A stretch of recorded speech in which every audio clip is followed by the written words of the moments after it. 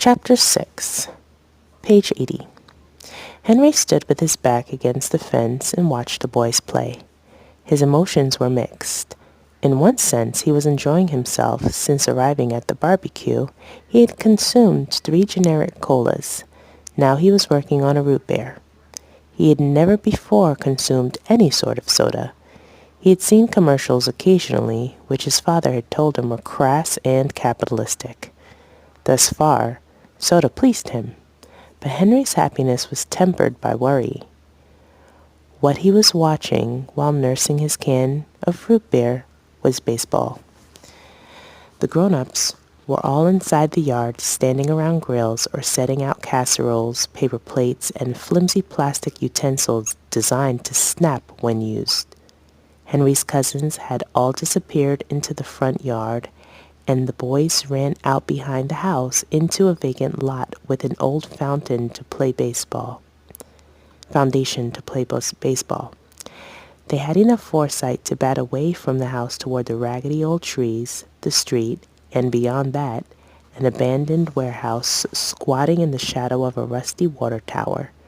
Not one hit had reached the street in the air, and the balls hit on the ground died fast in the grip of the overgrown grass. Henry was worried about the boys. He wasn't worried they might exclude him. He wasn't worried they might be too embarrassed to ask the new kid to play. He was worried that they might want him to. But no one had asked him yet, so he leaned against the fence, trying not to be noticeable, drinking his root beer and watching other boys run, pitch, throw, and try to hit. "Your arm hurting you?" a voice behind him asked. Henry looked up into Frank's face. "My arm?" Henry asked. "Well, you aren't out there playing. I thought it might be your wrist or your elbow." "No, I'm just not feeling up to it." Henry sipped his root beer. "Oh well, I don't feel up to most things most times," Frank said. "I'm gonna grab a beverage, and then I'll come back and watch your game." Frank's head disappeared behind the fence, and Henry turned back towards the field. The tall boy in the sweat-stained baseball hat with the fraying bill stood in front of him. "Are you Henry?" he asked. "Yeah," Henry said. Page 82. "I'm Zeke Johnson," he said. "Do you play?" "Not much," Henry said. "Do you want to play?" Zeke nodded at the field. Normally, Henry would have lied. Instead, he surprised himself. "I forgot my glove," he said. "Borrow mine," said Zeke. "We'll play opposite." "I'm a lefty." "So am I." Henry held his breath. "Okay," he said, and looked around for a place to set his root beer. Zeke took it out of his hand and put it on the fence.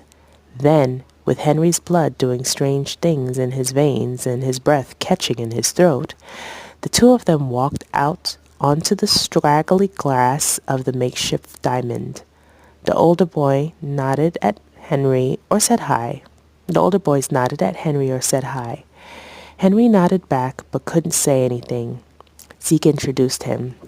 Then he gave Henry his glove and sent him into right field. Uncle Frank leaned on the fence watching the boys and sipping his beer. A bigger man leaned up next to him.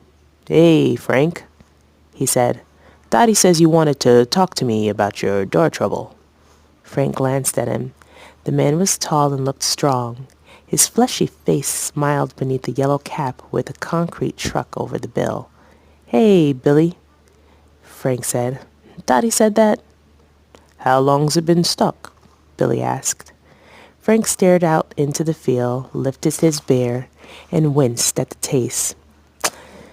2 years, he finally said. "I tried chopping it today. I tried chainsawing it, and just wrecked the floor. The door won't budge."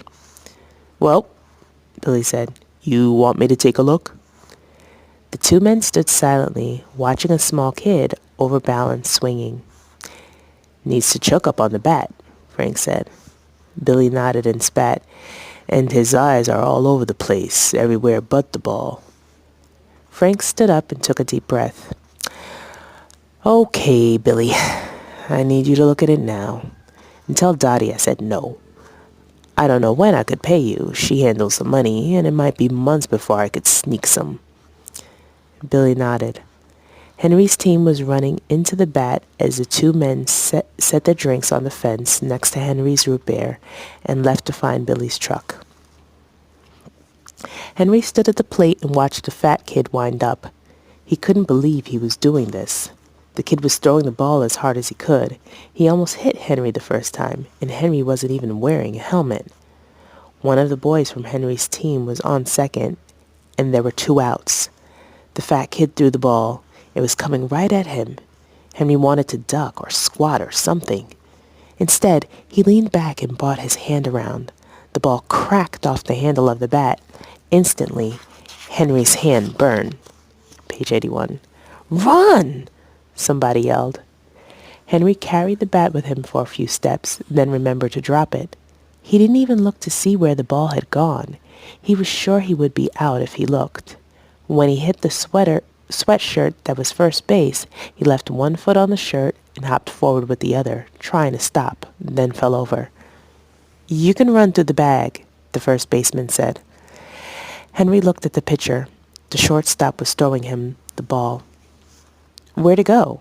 Henry asked the first baseman. "Where'd I hit it?" "Short left." "Did it hurt your hands?" "You hit it with your handle." "Yeah," Henry said. He stood up unsure of how to hold himself. He rubbed his throbbing hands together and then crossed his arms. The other runner was on third, but he wasn't really on it. He was leaning off, sliding sideways with bent knees. Henry uncrossed his arms and stepped off the sweatshirt, trying to watch the pitcher, the other runner, and the bat all at once. The batter popped out, and Zeke threw Henry his glove as he headed from center field. Henry ran back out into right field, almost hoping someone would hit it to him, but not quite. Frank and Billy stood on the landing. Billy was holding his toolbox. Frank wiped sweat off his forehead before he spoke. "I got the chainsaw stuck on the floor right before we left for the barbecue. Haven't had time to cut it out yet." Billy licked his lips. Wood chips were scattered all over the landing and partway down the stairs. The door looked like it had been attacked by a herd of angry beavers. The chainsaw still rested in its tangled carpet nest. Billy knelt beside the floor. "Some job, Frank," he said.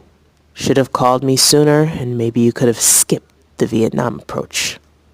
He fished in his toolbox, pulled out something black and metal, and began probing the old keyhole. Frank heard a click. "Was that it?" he asked. "Almost." Billy pulled out a second tool, and moments later there was another click. "Now," Billy said. "Now we'll open." He leaned on the door. He stood up and thumped his shoulder against it. He stepped back and kicked it. "Goodness," he said. "Somebody welded a plate on the other side of this? It's not locked as far as I can tell. Should pop right open." He kicked again. "That's why I used the axe," Frank said. "Wish I could just find the key." Page 86. "Key wouldn't help you. It's as unlocked as any key would make it. Something else has got it shut." "Oh, I don't know," Frank said. "Might be a different kind of key. It's sure a different kind of lock." "It's the same kind of lock that's in all these old houses," Billy said. "Nothing special about it." They were silent again. "I would have gone straight to the chainsaw," Billy finally said. "What happened with it?" "Kicked, swung down, and ate the carpet." "Mind if I give it a try?" "Gotta cut it out first." Frank pulled a knife from his pocket and flipped it open. He cut the strands of carpet away from the saw while Billy tried to pull it out. After a few wiggles and 2 big tugs, they got it free of the floor. Billy examined the chain. "Bit dull," he said, "and full of carpet." "Wasn't," Frank said. Billy pulled the starter cord and the engine muttered. He pulled again and the engine sounded irritated. A third pull roused it completely and the landing filled with exhaust. Billy stepped toward the door. By the time Henry and his cousins, his aunts, and his uncles were all home and unloaded, Henry had consumed a total of 6 sodas of various types, 4 of them caffeinated, 2 sausages, and a hamburger, and he desperately needed to go to the bathroom. Standing in the front of the downstairs bathroom mirror, he reviewed his baseball accomplishments. He had struck out twice and had hit 1 single and a double. His double had gone all the way to the trees. He had flubbered a fly ball in the right field, but had fielded a grounder and thrown it almost all the way to second base. Zeke Johnson, though much bigger than Henry, wanted him to come over to hit sometime this week. Henry would be in Zeke's class in the fall. Henry turned on the faucet and watched the water become brown as it ran over his hands. He could hear his cousins yelling and laughing. He wouldn't go back to school in Kansas if his parents were back.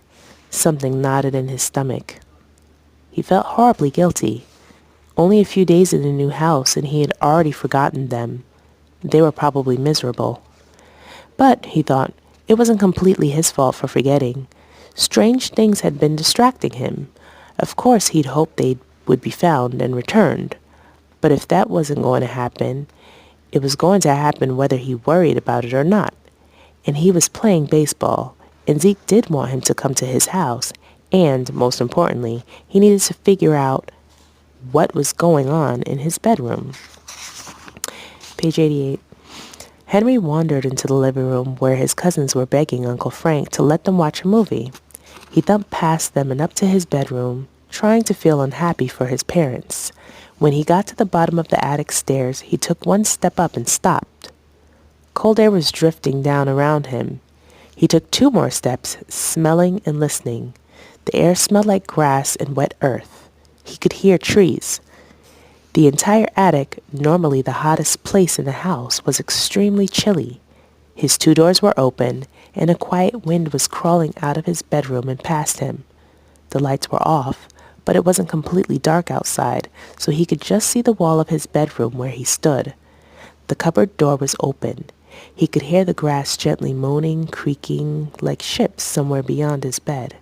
When he stood just inside his doors, he looked carefully to both sides and right, then took another step and sogged into a puddle of very cold water. He jumped back, felt his way to the light, and turned it on. The end of his bed, beneath the open cupboard, was soaking wet. An enormous puddle covered the floor, reaching almost to his doorway and filling the right side of the room.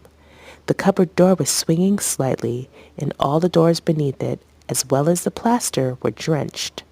Henry knelt on his bed, felt his mattress squelch between his knee, and looked in the cupboard. He could see nothing, but he could smell wet earth and thick, contented moss. He could hear leaves tossing in their sleep. He shut the door, slid the latch, and found a dry spot on his bed. Picking at the wet knee of his jeans, he looked at the water on his floor. There were 3 earthworms, big ones, swollen in the puddle. "Worms?" Henry said out loud. There were worms in a puddle on the attic floor. Dottie and Frank stood in the kitchen sipping sun tea. The girls were watching something or other on the television. "What'd Billy say?" Dottie asked. "What do you mean?" Frank asked. "I told you I wasn't going to ask him." "But you did." Dottie smiled, brushed back her hair, and took a drink. Then she kissed him on the cheek. "Thanks for talking to him, Frank. I know you have your pride." "My pride's why I asked him," muttered Frank. "He couldn't open it either. Proved I didn't need him." He set his tea down. "I'm gonna blob with the girls." Anastasia and Penelope were on the floor in front of the television. Frank plopped next to them. "Henrietta went upstairs with Henry," Anastasia said. "She said we couldn't come." Page 90. "Did you want to go?" Frank asked. "Yes," Anastasia said. "Nope," Penelope said. "Henry's not very good at playing games. Henrietta's just being nice to him." "I think they have a secret," Anastasia said. "It's not nice to try to find out people's secrets," Penelope said. Secrets are for finding out. Dad, do you think they have a secret? Why don't you ask them? Frank said. Anastasia was excited. Can I? Do they have to answer? No, Frank said. No, they don't have to answer. Can I ask them now? Sure. Penny and I will keep track of the television for you, won't we, Pen? Penelope just bit her lip as Anastasia ran to the stairs. Anastasia reached the attic stairs, slowed down, and listened. She knew that the first step to asking about secrets is seeing how much you can find out by sneaking. She had been wanting to sneak for days. She had wanted to follow Henrietta when she got out of bed late the night before. Penelope hadn't let her. She wanted to spy on Henry in his room and go through his drawers, but Penelope wouldn't let her. Penelope thought it was more fun when people wanted to tell you things. Anastasia thought it was more fun to find out what they didn't want to tell you. She could hear Henrietta's voice, though she couldn't tell what she was saying, and she could hear something slopping heavily on the floor. She could also hear tape being unrolled and torn across teeth of its plastic holder. She spread her feet all the way against the wall on both sides of the stairs, put out her hands a few steps, and began crawling. How do you think the latch came undone? She heard Henrietta ask. I saw you latch it. I know you didn't forget. I don't know, Henry said. It's a lot of water. You have to curl up on the dry end of your bed tonight. Yeah, Henry said. I don't know if I'll sleep, though. I drank a lot of soda. So did I. I've never had soda before. What? You haven't? Henrietta laughed. Why not? I think it's because it's bad for your teeth. Isn't everything bad for your teeth? Probably. I think the worms are funny. It's weird they came through, though. Page 92. Yeah, I don't think they like my floor. Do you think the worms were quantumed? I don't know where they came from, but they'll probably like the backyard. I'm done with your wall. Should I put some on the ceiling? Sure. What about the other wall? Sure. Henry was not thinking about what Henrietta was saying. He was slapping towels on the floor and squeezing them out in the bucket. His bucket needed to be dumped. He picked it up and walked to the top of the stairs. Anastasia was splayed out on all floors about halfway up. She straightened quickly. Hi, Henry, she said. I was just coming up. Oh, Henry said. The sound of her sister's voice, Henrietta. At the sound of her sister's voice, Henrietta came scurrying out of Henry's room. Anastasia, you're awful, Henrietta said. You were eavesdropping. No, I wasn't. Her eyes went big. I was just coming to ask you something. Can I come up? No, Henrietta said. You were sneaking. It's okay, Henry said. You can come up. He put the bucket down and moved aside. Anastasia climbed the remaining stairs quickly, trying not to look at her sister. Henrietta was making faces. Anastasia stepped into Henry's doorway. Henry and Henrietta stood behind her. Where'd you get all the posters? She asked. The wall was completely covered with images of baseball players, arms crossed, glaring. The posters were all taped together in a single sheet. Most were vertical, some were leaning, one was upside down, another one dangled from the ceiling where Henrietta had not yet finished her taping. Dad gave them to me for Henry's room, Henrietta said. He had them in the barn. All the same one? Anastasia asked. Yeah, I don't mind, Henry said. Anastasia looked down at the still wet floor. Were you trying to keep a fish? She said. Mom wouldn't mind a fish. No, Henry said. Frogs? Nope. Salamanders? Henry said. Then what's the water from? Nothing, Henrietta said. A rain cloud, Henry answered. Anastasia stepped into Henry's room. Henrietta followed, standing right beside her. Anastasia felt bad. Then she saw the worms. Chapter 6, page 80. Henry stood with his back against the fence.